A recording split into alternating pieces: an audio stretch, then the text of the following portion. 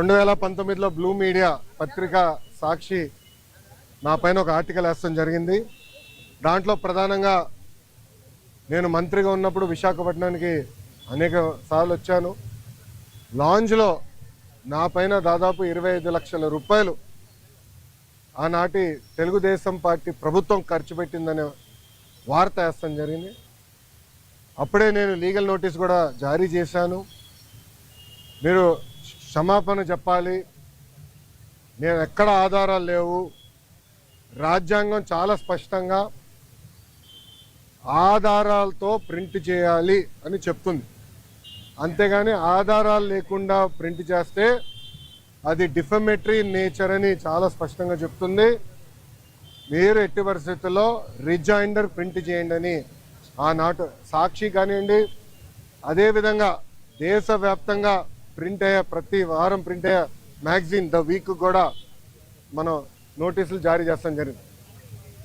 The week అవుతే ఇమీడియట్గా మా దగ్గరకు ఉన్న సమాచారం కరెక్ట్ కాదు, మీరు చెప్పిందే కరెక్టు,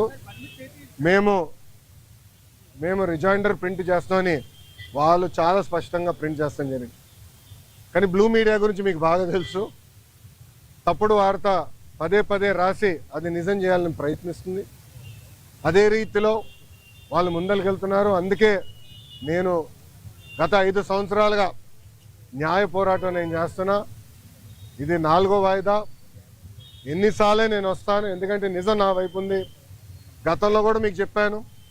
ఈరోజు కూడా మంత్రి హోదాలో నేను వచ్చినప్పుడు పార్టీ ఆఫీసులో బస్సులో పడుకొని సొంత భోజనం నేను తింటున్నా తప్ప ప్రభుత్వం దగ్గర నుంచి కనీసం ఒక్క వాటర్ బాటిల్ కూడా నేను తీసుకోవట్లేదు. నేను ఇక్కడికి వచ్చిన వాహనం కూడా నా సొంత వాహనం, దాంట్లో డీజిల్ కూడా పోసుకుని నా సొంత నిధులతో, ఎక్కడ ప్రభుత్వం పైన ఆధారపడకూడదని మా తల్లి భువనేశ్వరి గారు నాకు చిన్నప్పటి నేర్పించారు. అదే రీతిలో ముందరకెళ్తున్నా. ఎట్టి పరిస్థితుల్లో ఈ కేసు నేను లాజికల్ ఎండ్కి తీసుకెళ్తాను. ఎన్నిసార్లు వాయిదాలు వేసినా నాకు ఇబ్బంది లేదు, ఎన్నిసార్లు రమ్మన్నా నాకు ఎలాంటి మొహమాటం లేదు. ఎందుకంటే నేను తప్పు చేయలేదు. నిజం గెలిచడానికి కొంచెం ఆలస్యమైనా నిజం గెలుస్తుందని బలంగా నమ్మే వ్యక్తిని. గతంలో కూడా నేను చూశాను. నాకు నేను కట్టుబడి ఉంటా. అవును సార్. అవును సార్.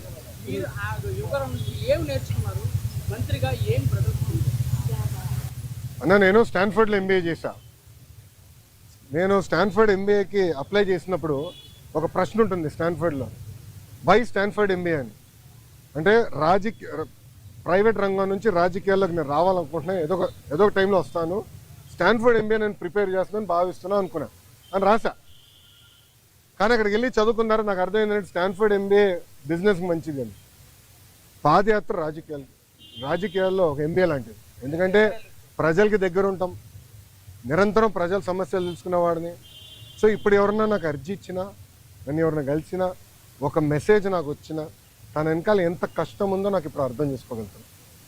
సో యువగలం పాదయాత్రలో కూడా నేను అనేక హామీలు ఇచ్చాను.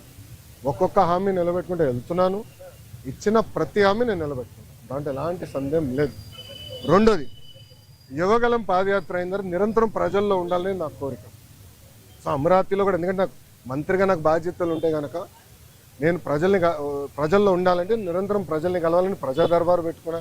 ఇక్కడ కూడా మీరు చూస్తే వైజాగ్ వచ్చి మీరే ఉన్నారు, కోర్టు కొంచెం లేట్ అవుతుందని పరిగెత్తుకుంటూ వచ్చే తప్ప మళ్ళీ ఇప్పుడు వెనక్కి అక్కడికి వెళ్తున్నా, పార్టీ హౌస్కి వెళ్తున్నా, ప్రజల దగ్గర అర్జీలు తీసుకుంటున్నా, వాళ్ళ సమస్యలు పరిష్కరించే మార్గం నేను ఎత్తుకుంటాను.